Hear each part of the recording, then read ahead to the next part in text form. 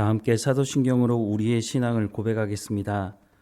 나는 전능하신 아버지 하나님, 천지의 창조주를 믿습니다. 나는 그의 유일하신 아들 우리 주 예수 그리스도를 믿습니다. 그는 성령으로 잉태되어 동정녀 마리아에게서 나시고 본디오 빌라도에게 고난을 받아 십자가에 못 박혀 죽으시고 장사된 지 사흘 만에 죽은 자 가운데서 다시 살아나셨으며 하늘에 오르시어 전능하신 아버지 하나님 우편에 앉아 계시다가 거기로부터 살아있는 자와 죽은 자를 심판하러 오십니다. 나는 성령을 믿으며 거룩한 공교회와 성도의 교제와 죄를 용서받는 것과 몸의 부활과 영생을 믿습니다. 아멘. 찬송가 144장 함께 찬양하겠습니다. 144장 함께 찬양하겠습니다. 예수 나를 위하여 십자가를 질 때 세상 죄를 지시고 고초 당하셨네.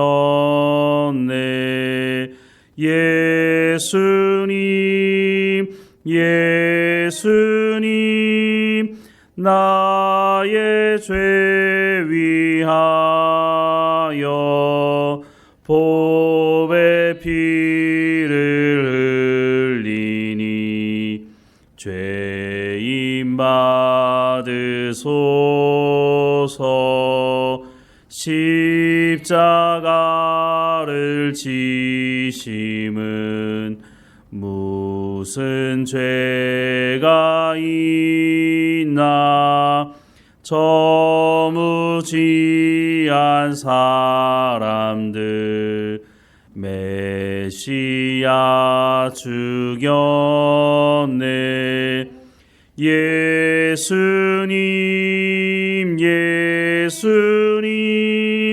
나의 죄 위하여 보배 피를 흘리니 죄인 받으소서. 피와 같이 붉은 죄 없는 이가 없네.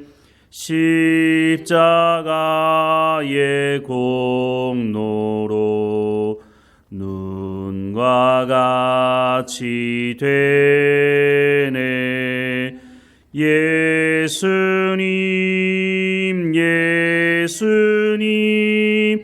나의 죄 위하여 보배 피를 흘리니 죄인 받으소서. 아름답다 예수여 나의 좋은 친구. 예수 공로 아니면 영원 형벌 받네. 예수님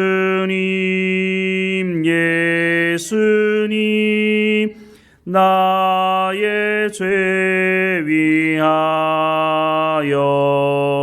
보배 피를 흘리니 죄인 받으소서. 아멘. 오늘 하나님께서 우리에게 주시는 말씀은 마태복음 21장 12절에서 22절까지 말씀입니다. 마태복음 21장 12절에서 22절까지 말씀 우리 함께 읽겠습니다. 예수께서 성전에 들어가사 성전 안에서 매매하는 모든 사람들을 내쫓으시며 돈 바꾸는 사람들의 상과 비둘기 파는 사람들의 의자를 둘러 엎으시고 그들에게 이르시되 기록된 바 내 집은 기도하는 집이라 일컬음을 받으리라 하였거늘 너희는 강도의 소굴을 만들었도다 하시니라.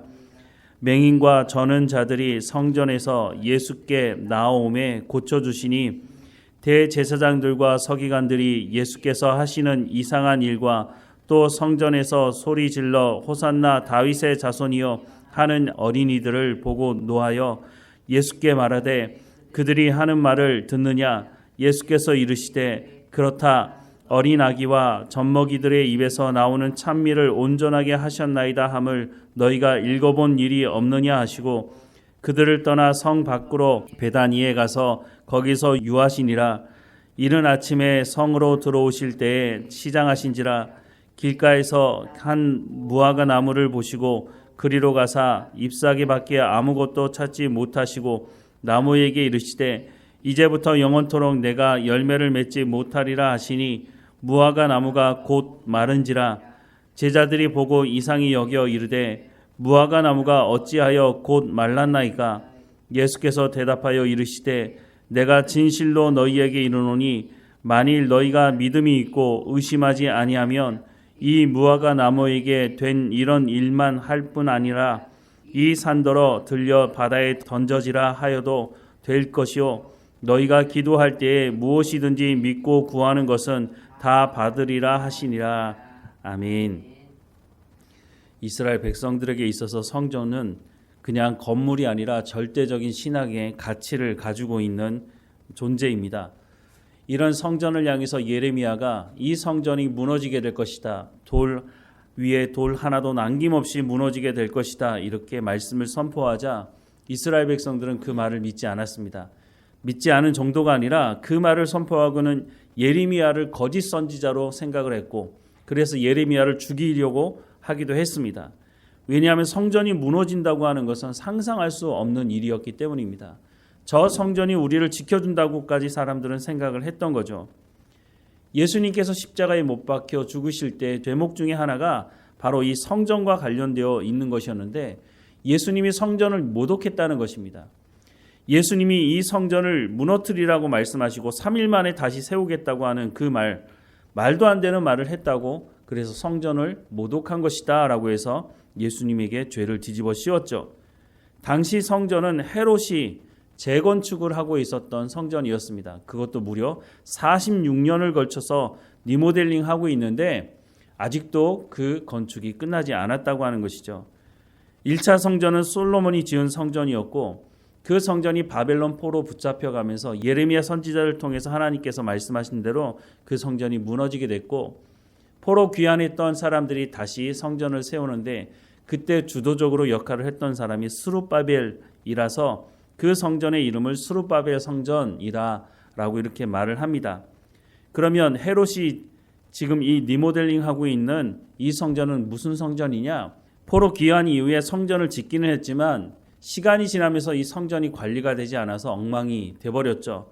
그래서 이 성전을 헤롯이 왕이 되면서 유대인들의 환심을 사기 위해서 그 성전을 수리하기 시작했는데 무려 46년이 지나도 완성이 되지 않았다고 하는 것입니다. 어쨌든 이 성전을 향해 사람들은 절대적인 믿음을 가지고 있었습니다. 그냥 건물이 아니라 저 성전이 우리를 지켜줄 것이라고 하는 그런 생각을 여전히 가지고 있었다고 하는 것입니다. 그런데 성전이 성전일 수 있는 이유가 어디 있습니까? 솔로몬이 성전을 짓고 나서 기도할 때 뭐라고 말합니까? 하나님께서 온 우주 만물을 창조하신 하나님께서 이 성전에 머물 수 있는 그런 곳이겠습니까? 라고 겸손하게 기도하고 있지 않습니까? 즉 하나님께서 그곳에 임재하시지 않는다면 그것은 성전이 아니라 그냥 하나의 잘 건축된 건물일 수밖에 없는 거라고 말을 하고 있는 거죠. 그런데 이스라엘 백성들은 그렇게 생각하지 않았습니다. 저곳에 하나님이 임재하시든 임재하지 않으시든 성전이라고 자신들이 명칭을 붙여놨기 때문에 성전이라고 하는 것이죠. 이것과 똑같이 생각했던 것이 언약궤입니다. 언약궤도 하나님께서 임재해 계셔야 그것이 언약궤로서의 역할을 하는 것이지 그냥 언약궤라고 만들어 놓으면 그게 하나님의 언약궤가 됩니까? 그렇지 못한 것이죠. 그런데 이스라엘 백성들은 그렇게 생각하지 않았습니다. 이스라엘 백성들이 블레셋과 전쟁할 때 밀리게 되니까 언약궤를 가지고 오라고 말합니다. 물론 하나님께서 언약궤에 함께 하신다면 그것은 의미가 있겠지만 이스라엘 백성들은 하나님 말씀에 불순종하고 우상을 숭배하면서 언약궤는 하나님이 임재하시는 것이야. 그러니까 그 언약궤를 가지고 오면 우리가 전쟁에서 지금 지고 있지만 다시 승리할 수 있을 거야 라고 생각을 한 거죠. 그런데 어떻게 됐습니까? 그 언약궤를 블레셋 사람들에게 빼앗기게 되었다고 성경은 말씀해 주고 있습니다. 바벨론 망하기 전에 그 상황과 예수님께서 오셨던 그 당시의 상황과 크게 다르지 않아 보입니다. 오늘 본문 12절과 13절 말씀해 보면 예수께서 성전에 들어가사 성전 안에서 매매하는 모든 사람을 내쫓으시며 돈 바꾸는 사람들의 상과 비둘기 파는 사람들의 의자를 둘러 엎으시고 그들에게 이르시되 기록된 바 내 집은 기도하는 집이라 일컬음을 받으려 하였거늘 너희는 강도의 소굴을 만들었도다 라고 말씀을 하고 있습니다. 당시 성전에서 사용할 수 있는 돈은 두로에서 만들어진 동전이었습니다. 그래서 노마에서 사용하는 동전이나 다른 지역에서 사용하는 동전을 가지고 와서는 성전에서는 사용할 수가 없었습니다. 그러면 어떻게 해야 되겠습니까? 환전을 해야 되겠죠. 그래서 환전상이 성전에 있었던 것입니다. 또 멀리서 오는 사람들은 재물을 가지고 직접 올 수 없으니 성전에 와서 제사를 드리기 위해서 재물을 사야 했습니다. 그러니까 어떻게 보면 환전을 하는 사람이나 재물을 파는 사람 꼭 있어야 되는 상황인 거죠. 그런데 환전을 하면서 이 사람들이 이익을 남기고 재물을 팔면서 이익을 남기게 되었다고 하는 것이죠. 이런 차익을 남기기 시작하면서 그곳에 가면 장사를 할 수 있다고 하는 생각이 왜 들지 않겠습니까? 그러다 보니 사람들과 성전의 제사장들과 모종의 이익관계가 생기게 된 것입니다. 그러다 보니 성전이 돛대기 시장이 되고 성전이 성전으로서의 역할을 하지 못하게 되었다고 하는 것입니다. 예수님께서 그러면 환전상들과 재물을 파는 사람들을 쫓아내는 것으로 끝이면 되는 것 아니겠습니까? 그런데 예수님은 재물을 사서 제사를 드리는 사람들도 쫓아냈다고 말씀하고 있습니다. 왜 그랬을까요? 재물을 사서 하나님께 제사를 드린다고 하는 그 사람들조차도 하나님을 예배하기 위해서 기도하러 성전을 찾는 것이 아니라 기복적인 자신의 풍요를 위해서 자신의 문제 해결만을 위해서만 성전을 찾았다고 하는 것을 알 수가 있는 것이죠. 구약 시대에도 보면 성전이 제 기능을 하지 못할 때에 이스라엘 백성들이 타락해 있는 모습을 보게 됩니다. 물론 때때로 종교 개혁을 했던 왕들이 있었지만 예수님은 이 성전을 향해서 개혁을 해야 된다는 말씀 정도가 아니라 이 성전을 무너뜨리라고 말씀을 하고 있습니다. 즉 성전에 대한 심판을 말씀하고 있는 것입니다. 이 말씀 뒤에 이어지는 말씀이 무화과 나무에 대한 말씀인데 예수님께서 시장하셔서 무화과 나무에 가서 열매가 있나 봤더니 열매가 없었습니다. 그랬더니 예수님 뭐라고 말씀하시냐면 이제부터 영원토록 내가 열매를 맺지 못하리라 라고 말씀을 합니다. 왜 이렇게 말씀을 하셨을까요? 무화과 나무는 종종 이스라엘 백성들을 상징하는 것으로 사용됩니다. 즉 예수님께서 이 무화과 나무에서 열매를 찾지 못했다고 하는 것은 이스라엘 백성들이 아브라함으로부터 언약을 받은 백성이고 하나님의 복을 받은 백성임에도 불구하고 열매가 없다는 겁니다. 예수님 시대에도 이 사람들 안에 정말 하나님을 사랑하는 마음, 하나님의 말씀을 듣고 순종하는 마음으로 성전을 찾는 일이 없고 오직 자신의 풍요와 자신의 성공만 구하고 있는 사람들이었다고 하는 것이죠. 그러니 성전이 제 기능을 하지 못하니 그 성전을 예수님께서 무너뜨리라 라고 말씀을 하시는 것은 이제 무화과 나무에서는 더 이상 열매를 찾을 수 없다라고 하는 말씀과 연결이 되어져 있다고 하는 것을 알 수가 있는 것입니다. 성전이 성전으로서의 역할을 하기 위해서는 성전에 하나님께서 임재해 계셔야 한다는 것입니다. 오늘 우리도 마찬가지입니다. 우리가 교회라고 하고 교회에 이름을 붙여준다고 해서 그것이 교회가 되는 것이 아니라는 것이죠. 물론 교회가 교회죠. 그럼 뭡니까? 교회 안에 사람들이 모여서 하나님을 예배하고 하나님의 말씀을 듣고 교회 안에 모여 있는 사람들이 하나님의 말씀을 듣고 순종하는 삶이 없는데 그것을 과연 교회라고 할 수 있는 것인가 하는 생각을 할 수밖에 없는 것이죠. 고린도전서 3장 16절에서 17절 말씀해 보면 너희는 너희가 하나님의 성전인 것과 하나님의 성령이 너희 안에 계시는 것을 알지 못하느냐? 누구든지 하나님의 성전을 더럽히면 하나님이 그 사람을 멸하시리라. 하나님의 성전은 거룩하니 너희도 그러하니라 라고 말씀을 하고 있습니다. 우리가 예수님을 영접하고 우리가 하나님의 사람이 되었다고 하는 것은 성령이 우리 가운데 내주해 계신다라고 하는 것을 말씀해 주고 있습니다. 그런데 분명히 입으로는 예수님을 영접했다고 말하고 자신의 죄인됨을 고백하고 우리가 성령의 충만함을 구하는 것은 분명히 맞는데, 우리가 하나님께서 말씀하신 대로 너희는 거룩하라고 말씀하시는 것은 하나님의 말씀을 듣고 순종하는 삶을 통해서 하나님과 친밀한 교제 가운데 나가는 거룩한 삶을 살라고 하는 것인데, 우리가 하나님 말씀에 순종하지 않으면서 우리는 교회라고 말하고 우리는 거룩하다고 말하고 우리는 하나님의 성전이라고 말한다면 그것은 무화과 나무를 찾으셨을 때 열매를 찾지 못하셨던 것처럼 우리 안에 열매가 없는 것과 똑같은 것이라고 말씀을 하고 있는 것입니다. 하나님은 분명히 우리 가운데 거룩하라고 말씀하고 있습니다. 그러면 우리가 거룩하면 되는 것이죠. 우리가 어떻게 거룩할 수 있습니까? 하나님 말씀을 듣고 순종하는 삶을 살아가는 것이 바로 그것이 거룩이라고 성경은 말씀해주고 있다고 하는 것입니다. 예수님은 핏값을 지불하시고 우리를 하나님의 자녀로 부르셨습니다. 에베소서 4장 30절 말씀해 보면 하나님의 성령을 근심하게 하지 말라. 그 안에서 너희가 구원의 날까지 인치심을 받았느니라 라고 말씀하고 있습니다. 우리가 어떻게 할 때 성령이 근심할까요? 우리가 하나님의 백성이라고 입으로는 말하지만 하나님 말씀대로 순종하지 않을 때 성령을 근심하게 한다고 하는 것입니다.